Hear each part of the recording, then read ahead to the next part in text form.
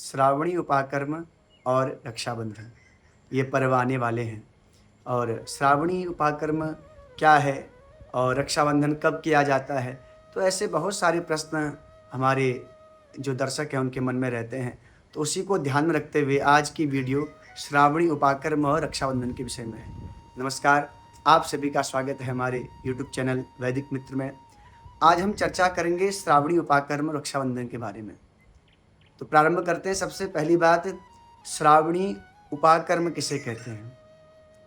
तो शब्द से ही आप अर्थ समझ सकते हैं।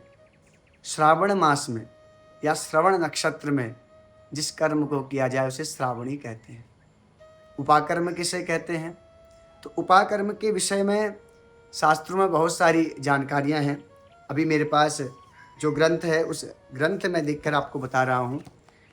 मेरे हाथ में है निर्णय सिंधु। आप लोगों के अगर घर में हो तो आप उस ग्रंथ का अवलोकन कर सकते हैं।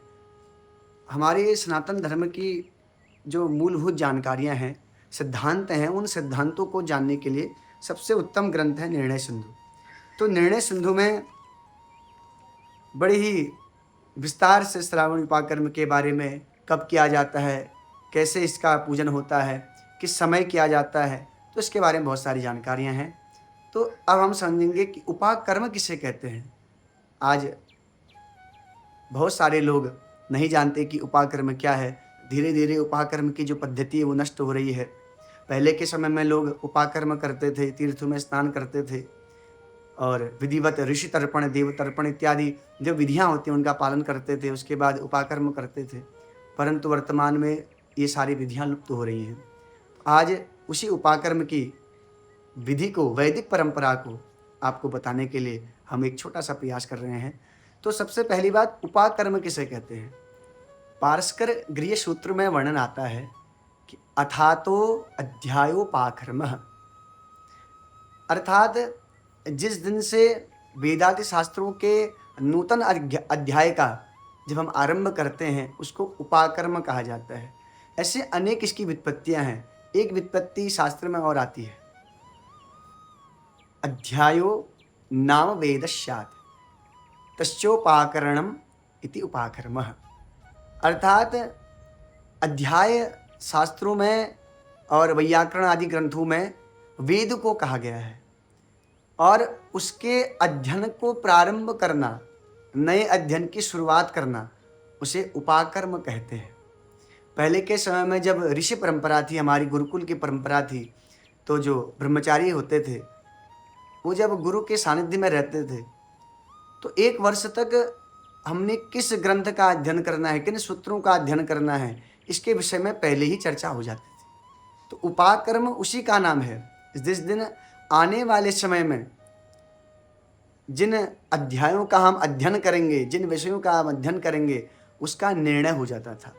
इसलिए श्रावणी उपाकर्म इस दिन को कहा जाता है। तो ये तो रही हमारी वैयाकरण की व्याख्या। अब वर्तमान में गुरु परंपरा भी धीरे धीरे लुप्त हो रही है और धीरे धीरे समाज मॉडर्न हो रहा है और आधुनिकता के कारण सब चीज़ें लुप्त हो रही हैं। परंतु हमारा कर्तव्य है कि आधुनिकता में भी हम अपने संस्कारों को न भूलें। तो उपाकर्म की आपको व्युत्पत्ति बताई। अब इसे किया कब जाता है? अगर सामान्य और सरल तरीके से आपको बताऊं तो उपाकर्म श्रावण शुक्ल पूर्णिमा, जिसको श्रावणी पूर्णिमा कहते हैं, उस दिन किया जाता है। लगभग जितने भी वेदानुलंबी हैं उनका उपाकर्म श्रावणी पूर्णिमा को होता है। जो सामवेदी लोग हैं वो भाद्रपद शुक्ल पक्ष में जो हरताली तृतीया होती है उस दिन अपना उपाकर्म करते हैं। पर अधिकतर जो अन्य वेदानुलंबी हैं, अलग अलग शाखाओं के जो लोग हैं, वो लोग श्रावण शुक्ल पूर्णिमा को उपाकर्म करते हैं।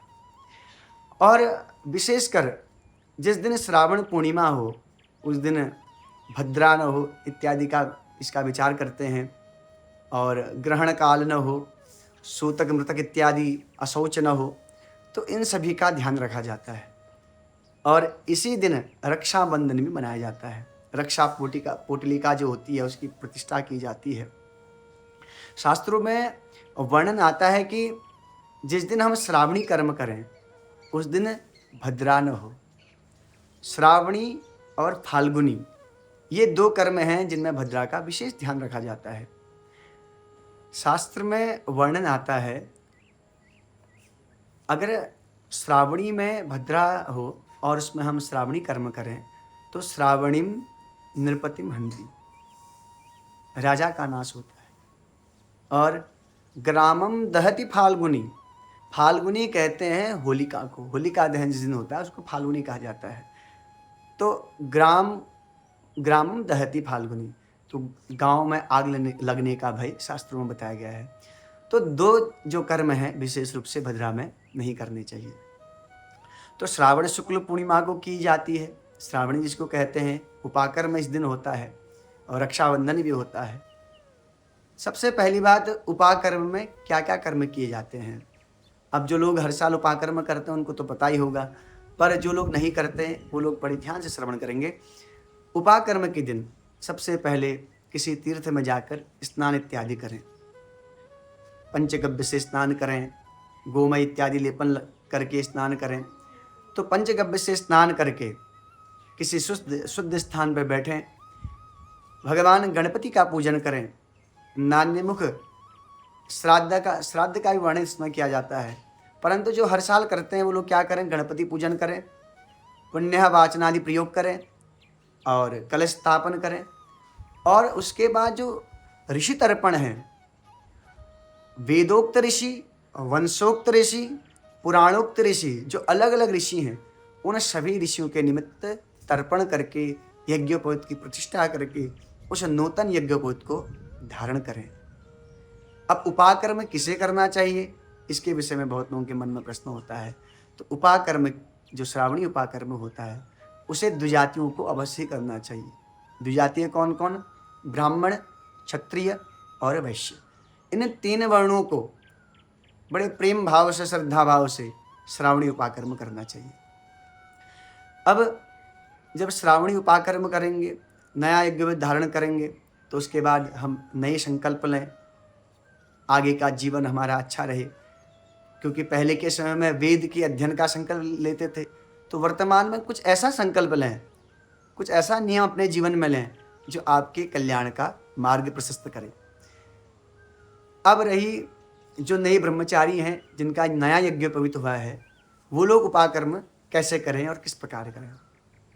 तो नए ब्रह्मचारियों के लिए शास्त्रों में निर्णय है, गुरु शुक्र के अस्त में, ग्रहण काल में, अशौच में, संक्रांति काल में उनको उपाकर्म, प्रथम उपाकर्म नहीं करना चाहिए। तो ये विशेष उनको ध्यान रखना है। और कैसे करना चाहिए, गणपति पूजन करके, नांदीमुख श्राद्ध करके और कलश पूजन इत्यादि करके विधिवत ऋषियों का तर्पण करके नए यज्ञोपवीत को धारण करना चाहिए। तो विशेष ध्यान नए जो ब्रह्मचारी हैं वो लोग रखें, गुरु और शुक्र के अस्त में नया यज्ञोपवीत धारण नहीं किया जाता है। परंतु इस बार तो उत्तम है, गुरु और शुक्र दोनों अस्त नहीं हैं और सिंह का भी गुरु नहीं है। अगर सिंह में गुरु हो तब भी नए जो ब्रह्मचारी हैं उनको उपाकर्म नहीं करना चाहिए। इस बार गुरु भी सिंह राशि में नहीं है अभी, तो वो लोग भी उपाकर्म कर सकते हैं। अब रक्षाबंधन की बात, जो रक्षाबंधन का कर्म है इसको भद्रा से रहित होकर करना चाहिए।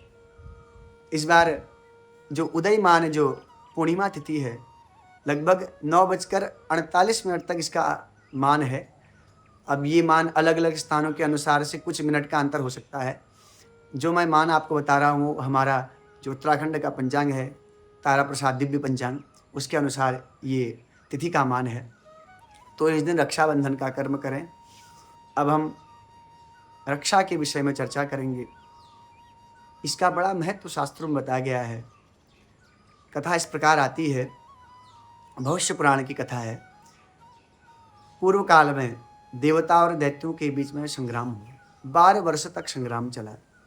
जिस संग्राम में देवता हारने लगे, पराजय को प्राप्त हुए, तो देवताओं को विजय प्रदान कराने के लिए जो देवराजेंद्र पुरंदर उनकी पत्नी सची हैं, उन्होंने विधिवत रक्षा पोटलिका का निर्माण किया।